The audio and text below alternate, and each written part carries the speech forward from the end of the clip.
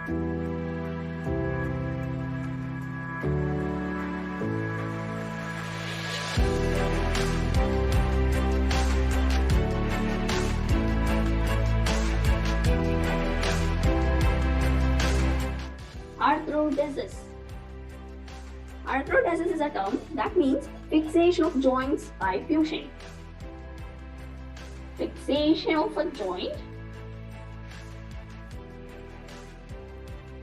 by fusion.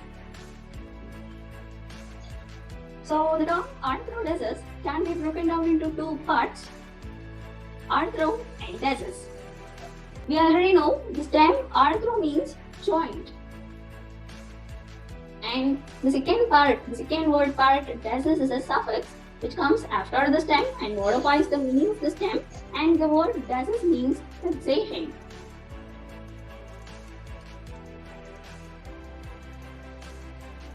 So the medical term arthrodesis means fixation of joints.